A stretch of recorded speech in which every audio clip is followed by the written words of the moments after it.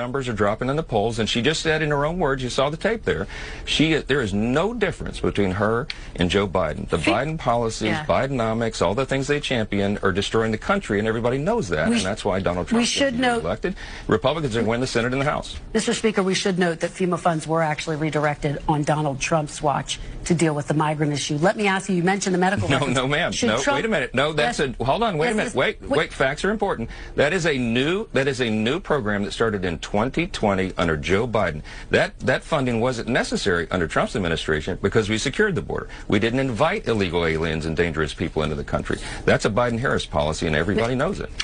Mr. Speaker, it did happen under Donald Trump's watch, but let me just ask you about medical records since you raised them. No, Kristen, should Donald Trump release all of his medical records? New account. Should Donald Trump release all of his medical records, Mr. Speaker? He issued the records of his physicians. Kamala Harris issued her medical records as a diversion because she's desperate because she's sinking in the polls.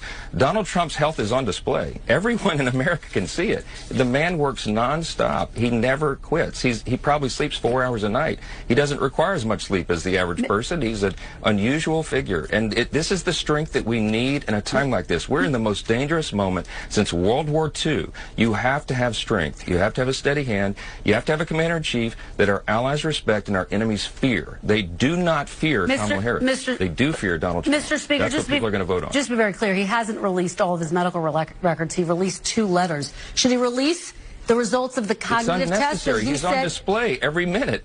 So it's unnecessary. You concede that he didn't release his medical records. You don't want to know things like his cholesterol level, whether he's dealing with any issue that we may not know about if he's going to be commander-in-chief. And he also said he would release cognitive tests. Listen to your question.